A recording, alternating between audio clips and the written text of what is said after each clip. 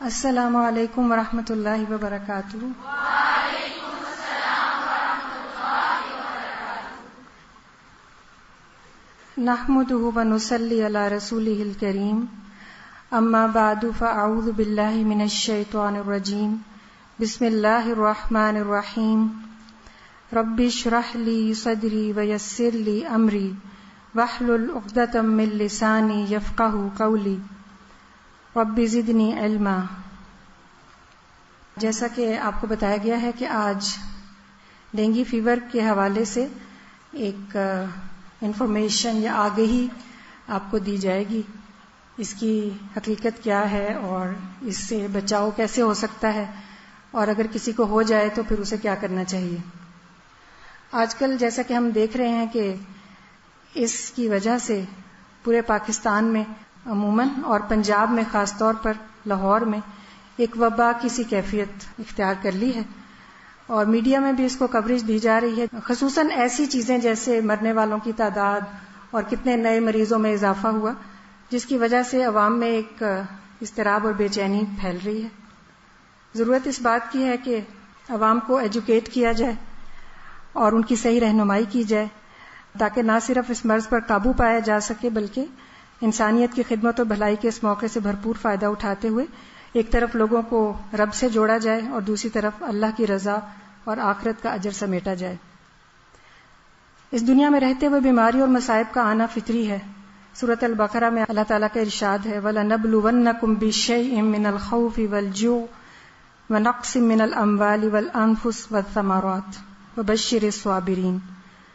تو ان تمام مواقع پر ہمارا طرز عمل دراصل اللہ کی نظر میں ہم کو کامیاب یا ناکام بناتا ہے۔ اس بیماری کی وجہ سے پریشانی اور اضطراب کی دو بنیادی وجوہات ہیں۔ پہلی یہ کہ اس کے بارے میں صحیح انفارمیشن نہیں ہے، معلومات نہیں ہے، رہنمائی نہیں ہے، اور دوسری یہ کہ عمومی طور پر اللہ سے دوری، ایمان کی کمی اور یہ سب چیزیں جو ہیں یہ وجہ ہیں۔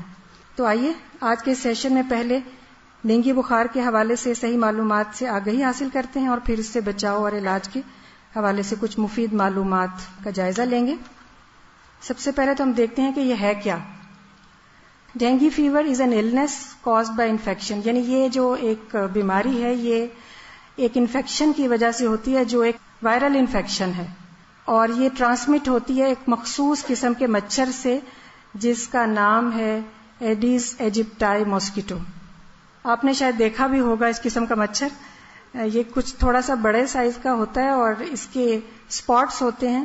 اس کے جو خاص فیچرز ہیں وہ یہ ہیں کہ بلیک اینڈ وائٹ سٹرائپس ہیں اس کی لیگز پر اور باڈی پر، اور دوسری اس کی خصوصیت کہ وہ بائٹ کرتا ہے ڈے ٹائم میں، اور خصوصاً سن رائز کے 2 گھنٹے کے بعد اور اسی طرح سن سیٹ سے پہلے۔ تو یہ مارننگ اور ایوننگ کا اس کا جو ہے نا زیادہ تر جو حملہ ہوتا ہے وہ ہوتا ہے۔ اور پھر تیسری اس کی صفت یہ ہے کہ یہ صاف پانی میں بریڈ کرتا ہے، اور یعنی صاف پانی جو کھڑا رہتا ہے چند روز اس میں اس کی جو بریڈنگ سائیکل ہے وہ کمپلیٹ ہوتا ہے۔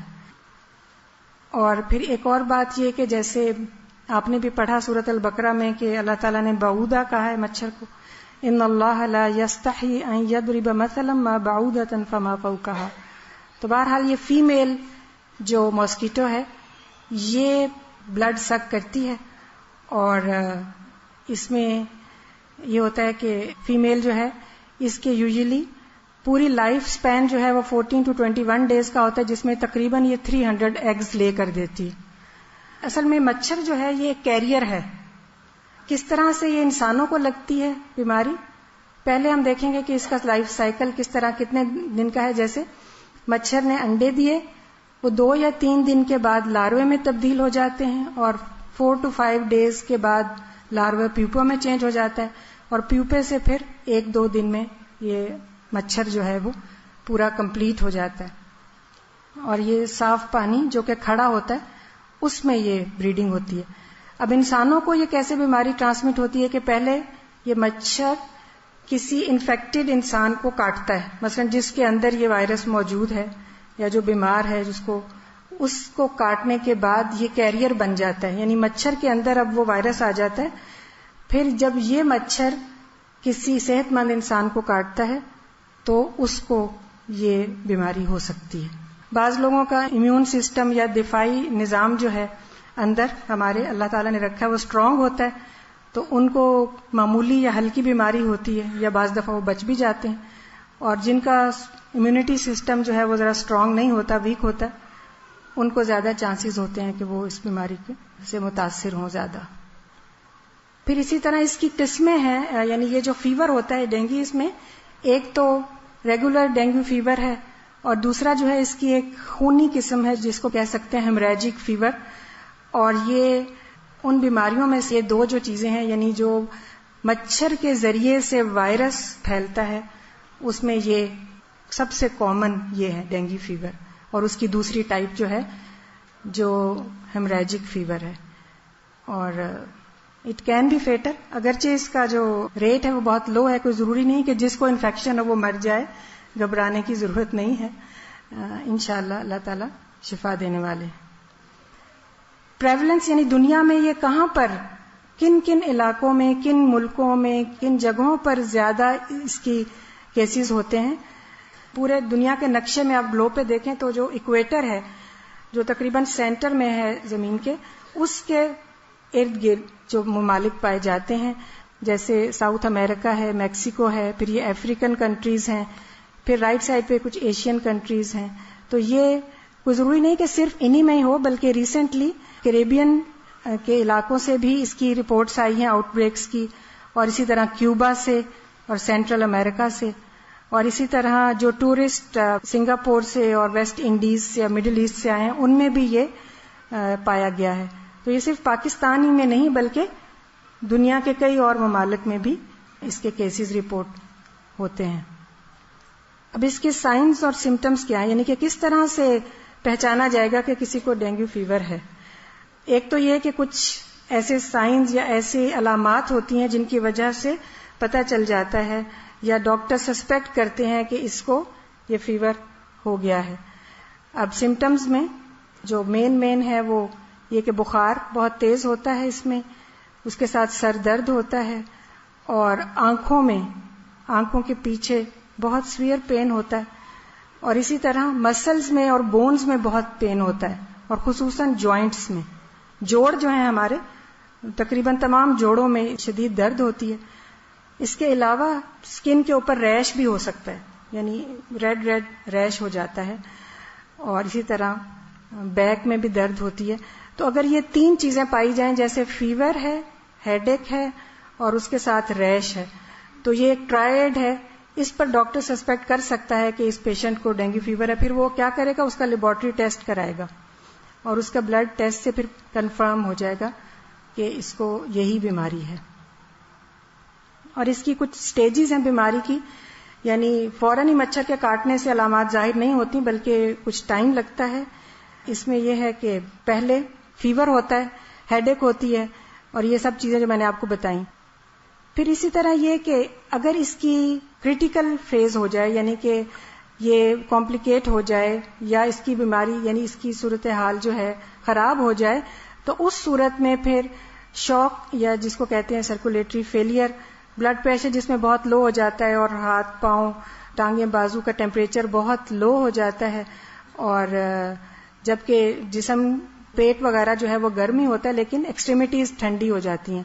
اور اسی طرح لنگز کے ارد گرد جو ہماری جھلی ہے اس میں پانی پڑ سکتا ہے یا پیٹ میں پانی پڑ سکتا ہے. اسی طرح بلیڈنگ مختلف مقامات پر ہونی شروع ہو جاتی ہے. بیسیکلی اس میں جو بلڈ ہے اس کے اندر جو مخصوص پلیٹلیٹس ہیں جو کہ ہمارے بلڈ کو کلوٹنگ میں مدد دیتے ہیں یا بلڈ کو تھک رکھتے ہیں، اس میں کمی واقع ہو جاتی ہے، تو جس کی وجہ سے زیادہ سیریس ہو جاتی ہے. اور اگر ہیمریجک فیور دیکھیں ہم، ڈینگو ہیمریجک فیور جس کو میں نے کہا خونی قسم جو ہے اس کی، اس میں پیٹ میں شدید درد ہوتا ہے اور مختلف مقامات پر اسکن کے نیچے اور اندر بھی اعضاء میں بلیڈنگ ہو جاتی ہے، اور شوک یا سرکولیٹری کولیپس ہوتا ہے. اور اس کے علاوہ اس میں مسوڑوں سے خون آنا، یا اسی طرح یہ کہ پخانے کے ذریعے سے خون کا آنا جس کی نشانی یہ ہے کہ کالے رنگ کا سٹول پاس ہوتا ہے، اور اسی طرح نمونیا بھی ہو سکتا ہے، اور اسی طرح ہارٹ کی انفلیمیشن بھی ہو سکتی ہے. تو یہ جو خونی قسم ہے یا ہیمریجک فیور جو ہے ڈینگی کا، یہ عام طور پر 10 سال سے کم عمر کے بچوں میں جو ہے وہ زیادہ دیکھا گیا ہے. اب یہ ہے کہ اس کا پروگنوسس کیا ہے، یعنی کہ یہ کس طرح سے اس سے اگر کسی کو ہو جائے اور ٹریٹمنٹ کی جائے یا نہ کی جائے تو اس صورت میں کیا مریض کی حالت ہوگی. لیس دین 1% کیسز میں یہ فیٹل ہوتا ہے، یعنی کہ جان لیوا ہے صرف 1% سے کم لوگوں میں، ٹھیک ہے، جن کو انفیکشن ہوتی ہے. اور اسی طرح یہ کہ ایکیوٹ فیز جو ہے وہ تقریباً 1 سے 2 ہفتے رہتا ہے، اس کے بعد بہتری شروع ہوتی ہے لیکن اس کے ساتھ بہت کمزوری ہو جاتی ہے جسم میں. اور اگر ٹریٹمنٹ کیا جائے، یعنی اس کی دیکھ بھال کی جائے مریض کی صحیح طریقے پر، تو جو مورٹیلٹی ہے یعنی کہ جو مر جاتے ہیں وہ 2.5% ہے. اور اگر بالکل ہی نہ دیکھا جائے، ٹریٹمنٹ نہ کیا جائے تو پھر یہ بڑھ جاتی ہے، مورٹیلٹی 20% تک جا سکتی ہے.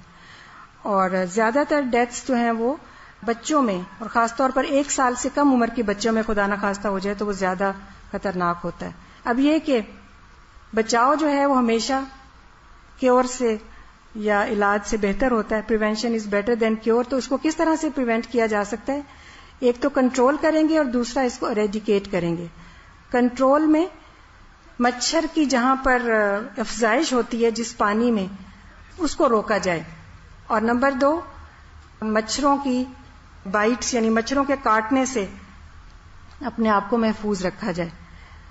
تو جہاں تک بریڈنگ کا تعلق ہے تو اس میں ہمیں دیکھنا ہوگا کہ کیونکہ جو صاف پانی کے اوپر اس کی افزائش ہوتی ہے، تو جہاں پہ پانی کھڑا رہتا ہے ہمارے گھروں میں یا باہر کہیں بھی، گملے ہیں یا روم کولرز ہیں یا اسی طرح اور پاٹس ہیں، ٹب، بالٹیاں، کوئی بھی چیز جہاں پر پانی کھڑا ہو اس پانی کو ریموو کر دیں تاکہ کوئی چانس ہی نہ رہے کہ مچھر افزائش اس کی ہو سکے.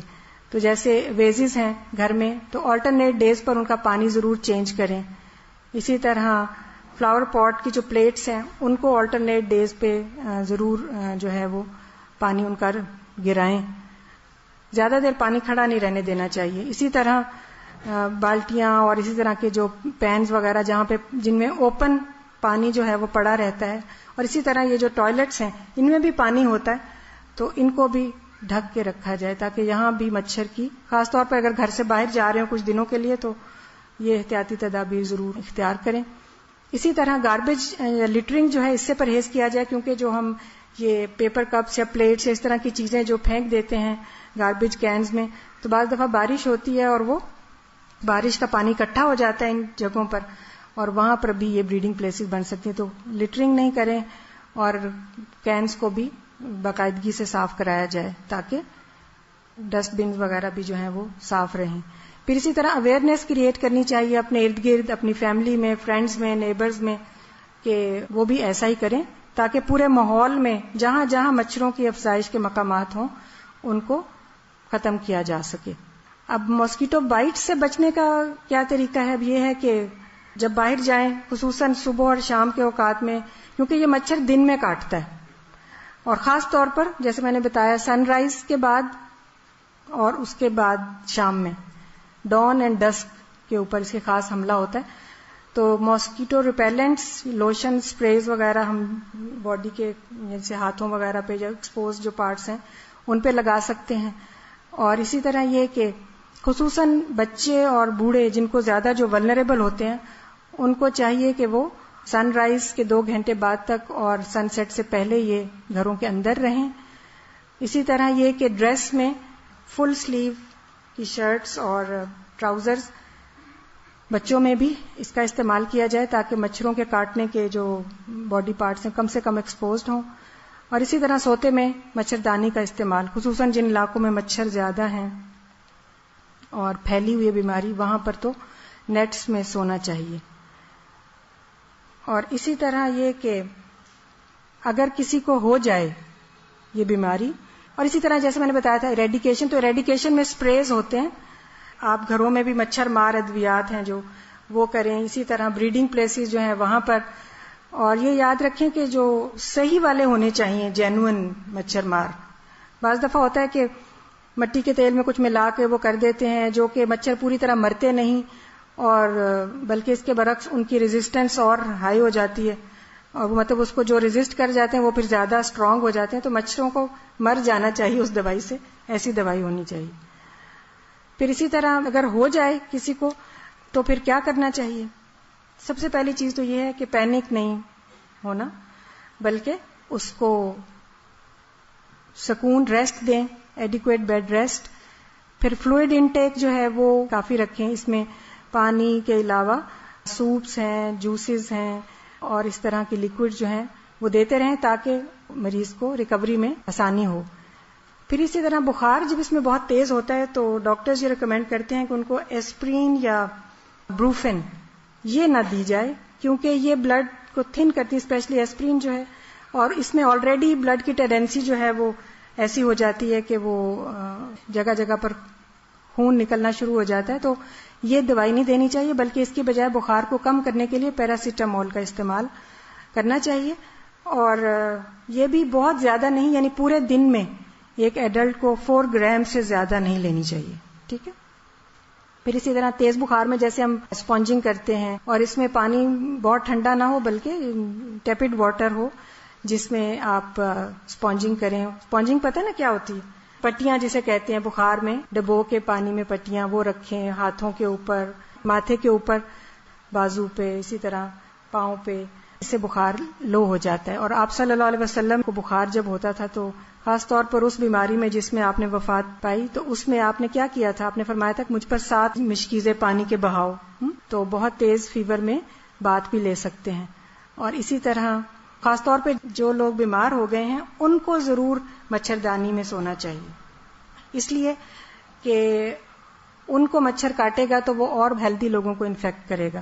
تو آپ نے دیکھا ہوگا آج کل تصویروں میں، اخباروں میں جو ہاسپٹلز ہیں وہاں پر بھی نیٹس لگے ہوئے ہیں بیڈز کے اوپر، دیکھا ہے نا؟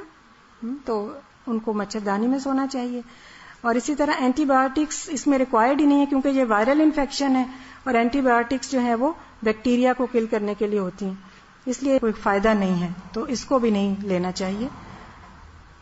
اور اس کے علاوہ یہ کہ یہ بیماری ایسی ہے کہ اس میں ابھی تک کوئی اس کی نہ تو علاج دریافت ہوا ہے، ایلوپیتھی کی بات کر رہی ہوں، اور نہ ہی یہ کہ کوئی ویکسین ایسی ایجاد ہوئی ہے کہ جو اس کے خلاف بندے کو مدافعت دے. تو بہرحال ویکسین کے لیے کوششیں جاری ہیں اور یہ کہا جا رہا ہے کہ شاید 2015 تک اس کی ویکسین اویلیبل ہو جائے، ریسرچ ہو رہی ہے. لیکن ایلوپیتھی کے علاوہ کچھ ایسے گھریلو آپ کہہ سکتے ہیں علاج یا ماہر حکیم ہیں، اسی طرح ہومیوپیتھ ہیں، انہوں نے کچھ چیزیں ضرور اس کے لیے ریکمینڈ کی ہیں. ایک پمفلٹ تیار ہو رہا ہے الحمدللہ اس پر، تو انشاءاللہ جب وہ تیار ہو جائے گا تو آپ سب لوگ اس کو لیجئے گا.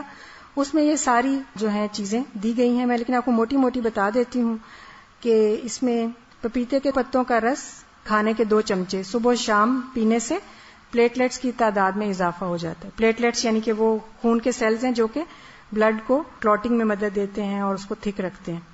پھر اسی طرح ایک اور یہ بتایا گیا ہے کہ سیب کے جوس میں لیموں کے چند قطرے ملا کر پینے سے بھی پلیٹلیٹس کی تعداد میں اضافہ، کیونکہ پلیٹلیٹس جب کم ہو جاتی ہیں تو پھر جو بلیڈنگ ہوتی ہے وہ رکتی نہیں ہے. تو اس لیے ضروری ہوتا ہے کہ پلیٹلیٹس کی تعداد میں اضافہ کیا جائے. اور جب مریض ہاسپٹل میں بھی زیادہ سیریس ہو جاتے ہیں تو ان کو آپ نے دیکھا ہوگا یا خون لگاتے ہیں یا پلیٹلیٹس کو خون سے الگ کر کے بھی ایک مشین ہوتی ہے، الگ کر کے بھی دیا جاتا ہے. خون کے اندر ان کی پلیٹلیٹس ڈالی جاتی ہیں مزید تاکہ ان کی پلیٹلیٹس میں اضافہ ہو جائے. اسی طرح وٹامن سی ہے جو کہ ویسے بھی ہر بیماری سے بچاؤ کے لیے، تحفظ کے لیے بہت اچھا ہے. اس میں یہ ہے کہ 1000 ملی گرام روزانہ لیں. اور لیمو اس کا بہترین قدرتی ذریعہ ہے. اور اس کے علاوہ سیاہ توت یعنی بیریز کا بھی استعمال اس میں اچھا ہے. اسی طرح رائل جیلی جو کہ شہد کی مکھی کے چھتے سے نکلتا ہے، اس سے قوت مدافعت بھی بڑھتی ہے. لیکن اگر خطرناک علامات ظاہر ہو جائیں، جیسا میں نے بتایا کہ بخار بہت تیز ہے اور وہ نیچے نہیں آ رہا، یا اسی طرح ریش اپیئر ہو جائے یا ہیمریجز ہونے لگیں باڈی پر مختلف جگہوں پر، جیسے اب کہتے ہیں دھبے دھبے بن جائیں، تو ضرور ڈاکٹر سے رجوع کیا جائے، ہاسپٹل میں ایڈمٹ ہوا جائے. کیونکہ بہرحال اس وقت اس کو ہو سکتا ہے بلڈ کی ضرورت ہو یا شوق میں چلا جائے تو اس کو پھر انٹراوینس فلوئڈز چاہیے ہوتے ہیں، ڈرپ لگنی چاہیے اس کو. پھر اسی طرح جو بھی کمپلیکیشن ہوگی اس کا سمپٹومیٹک علاج ہاسپٹل میں ہو سکتا ہے. یعنی جو بھی تکلیف بڑھ جاتی ہے پھر اس کے مطابق اس کا علاج جو ہے وہ ہسپتالوں میں فوراً کیا جاتا ہے. اور اسی طرح یہ کہ پینک نہیں ہونا چاہیے کہ ہر کوئی اپنا ٹیسٹ کرانے کے لیے چل پڑے. آج کل میں نے سنا ہے, کل ہی میرے کچھ گیسٹ آئے ہوئے تھے لاہور سے, وہ بتا رہے تھے کہ ہر کوئی یہ چاہتا ہے کہ ہمارا ڈینگی کا ٹیسٹ ہو جائے. تو وہ ٹیسٹ تو اس کے لیے ریکمینڈڈ ہے جس کے اندر کچھ علامات پائی جائیں, پھر وہ ٹیسٹ کرائے کہ کیا واقعی یہ ہے, کیونکہ ہر کوئی ہیلدی انسان کو ٹیسٹ کرانے کی ضرورت نہیں ہے. اور پھر اسی طرح یہ کہ ان تمام چیزوں کے ساتھ ساتھ ہمیں یہ یاد رکھنا چاہیے کہ بیماری اللہ تعالیٰ کی طرف سے ہوتی ہے اور اللہ تعالیٰ ہی الشافی ہیں اور اسی سے ہیلپ مانگنی چاہیے. تو جیسے میں سمجھتی ہوں کہ حفاظتی اقدامات میں جیسے ہم بہت ساری باتیں کی ہیں, اسی طرح حفاظتی اقدامات میں صبح و شام کی دعائیں ہیں, حفاظت کی دعائیں ہیں, یہ ضرور پڑھنی چاہیے. اور اسی طرح اگر کوئی بیمار ہو جائے تو پھر دعا ہے, نماز ہے, کیونکہ اللہ تعالیٰ نے کیا فرمایا ہے, وَاسْتَعِینُوا بِالصَّبْرِ وَالصَّلَاةِ, کوئی بھی مشکل آئے تو اس میں یہی 2 ہتھیار ہیں مومن کے. دعائیں مانگی جائیں, اللہ تعالیٰ سے مدد مانگی جائے, اور اس کے ساتھ ساتھ اپنی فرض نمازوں کی پابندی بھی کی جائے, اور اللہ سے تعلق کو مضبوط کیا جائے, اور اس کے ساتھ صبر سے کام لیا جائے. کیونکہ واویلا مچانے سے یا شور شرابہ کرنے سے بیماری تو کم یا ختم نہیں ہوتی, لیکن ہو سکتا ہے کہ ہماری اس قسم کے رویے سے اللہ تعالیٰ ناراض ہوں. تو ہمیں صبر سے کام لینا چاہیے تاکہ اللہ تعالیٰ کی مدد بھی آئے اور ہم آخرت میں بھی بہترین اجر پا سکیں. اور اسی طرح جو مریض ہیں ان کی عیادت کرنا اور ان کو جا کے دیکھنا, ان کی بیمار پرسی کرنا, یہ بھی ایک مسلمان کا دوسرے مسلمان پر حق ہے. تو اس سے بھی اجر و ثواب سمیٹا جا سکتا ہے, اور ان کو آپ مزید گائیڈ بھی کر سکتے ہیں. عیادت میں آپ ان کو رہنمائی کر سکتی ہیں, ان کو صبر کی تلقین کر سکتے ہیں, ان کو کوئی اچھی بات بتا سکتے ہیں, اور ان کے لیے دعا کر سکتے ہیں. رسول اللہ صلی اللہ علیہ وسلم نے فرمایا, بھوکے کو کھانا کھلاؤ, بیمار کی عیادت کرو, اور قیدی کو چھڑاؤ. صحیح بخاری. اسی طرح اور بھی احادیث ہم کو ملتی ہیں جس میں عیادت کی بہت زیادہ فضیلت بتائی گئی ہے. تو مریض کے لیے دعائیہ کلمات کہیں جب جائیں اس کی عیادت کو, مثلا اللہم عافیہ, اگر کوئی عورت ہے تو عافیہا کہہ سکتے ہیں, اللہم اشفیہ یا اشفیہا. اسی طرح لا بأس طہور انشاء اللہ. اور اس کے علاوہ ایک دعا ہے جو رسول اللہ صلی اللہ علیہ وسلم نے ہم کو سکھائی ہے کہ اگر کسی مریض کے سرہانے اس کو 7 times 7 بار پڑھا جائے تو اس کو ضرور شفا ہو جائے گی, الا یہ کہ اس کی موت ہی آ گئی ہو. تو وہ دعا کیا ہے, اسأل اللہ العظیم رب العرش العظیم ان یشفیک. اور اسی طرح بیماری میں مبتلا شخص کو دیکھ کر یہ دعا بھی پڑھنی چاہیے, الحمدللہ الذی عافانی مما ابتلاک بہ وفضلنی علی کثیر ممن خلق تفضیلا. تو اسی طرح یہ کہ مزید انفارمیشن آپ حاصل کر سکتے ہیں, لیکن یہ کہ جینوئن چیز جو ہے اس کو آگے بھیجا جائے. آج کل بہت ٹیکسٹ میسیجز آ رہے ہیں, میلز آ رہی ہیں, لیکن ان کی کیا اوتھینٹسٹی ہے, یہ جب تک آپ ویریفائی نہ کر لیں اس کو آگے مت بھیجیں. ٹھیک ہے. یہ پمفلٹ جو ہے اس میں الحمدللہ اوتھینٹک چیزیں ہی ڈالی گئی ہیں. اس میں مزید احتیاطی تدابیر میں یہ لکھا گیا ہے کہ کافور گھر کی مختلف جگہوں پر رکھیں, یا پھر یہ کہ کسی تیل یا کریم میں شامل کر کے جسم پر لگائیں تو مچھر قریب نہیں آئیں گے. اسی طرح لیمن گراس اور نیاز بو, یہ 2 پودے ہیں, ان کے گملے گھر کے مختلف حصوں میں رکھے جائیں تو یہ بھی مچھروں کو دور کرنے کے لیے بہترین قدرتی ذریعہ ہیں. اس کے علاوہ فینائل کی گولیاں پیس کر کھڑکیوں اور دروازوں میں ہوا کے رخ پر رکھیں تو بھی مچھر اندر نہیں آئیں گے. بہرحال یہ ساری کچھ نیچرل چیزیں ہیں جن کے ذریعے سے ہم مچھروں سے بچ سکتے ہیں. لیکن بات وہی ہے کہ مچھروں سے بچنا بھی ضروری ہے, اور مچھروں کے جو مقامات ہیں افزائش کے ان کو تلف کرنا یا ان کو ہٹانا بھی ضروری ہے. سب سے بڑی چیز اویئرنیس کریٹ کرنا ہے. اب آپ جتنے لوگ یہاں بیٹھے ہیں اس انفارمیشن کو آپ آگے صحیح انداز میں اگر دوسروں کو کنوے کر دیں گے تو بہت سے لوگ جو ہیں ان کو پتہ چل جائے گا. صحیح رہنمائی مل جانے پر خوف کی کیفیت اور ایک اضطراب اور بے چینی جو معاشرے میں پائی جاتی ہے اس کا بھی ازالہ ہوگا. اس کے علاوہ اجر و ثواب الگ ہے, اور تلاوت قرآن مجید اور اسی طرح مختلف دم جو ہیں جو سنت سے ثابت ہیں وہ بھی آپ بتا سکتے ہیں دوسروں کو. جیسے تلاوت قرآن کو سننا اور پڑھنا دونوں ہی مفید ہیں, سورۃ الرحمن کے بارے میں بھی تجربے سے کچھ لوگوں نے یہ دیکھا ہے کہ یہ بہت فائدہ دیتی ہے مختلف بیماریوں میں. اسی طرح یہ کہ سورۃ الفاتحہ جو ہے یہ مریض پر دم کرنا 7 ٹائمز پڑھ کر دم کر لیں. پھر اسی طرح سورۃ الاخلاص، الفلق اور سورۃ الناس پڑھ کر بھی دم کیا جا سکتا ہے. یہ تمام مسنون طریقے ہیں. اور اسی طرح آیات شفا کے نام سے کچھ آیات آپ کو ملیں گی جو کہ قرآن مجید کی آیات ہیں اور ان کو بھی پڑھا جا سکتا ہے. اور اسی طرح دم وغیرہ ہے مسنون، لیکن جو چیز بھی کریں وہ قرآن اور سنت کی روشنی میں اس کا صحیح علم حاصل کر کے اور پھر وہ کریں. اور انشاءاللہ اس سے یہ ہوگا کہ ایک تو لوگوں کو آگہی بھی ہوگی، ان کو فائدہ بھی ہوگا، گائیڈنس بھی ملے گی اور آپ کو آخرت میں بہترین اجر بھی ملے گا انشاءاللہ. جزاکم اللہ خیرا. السلام علیکم ورحمۃ اللہ وبرکاتہ.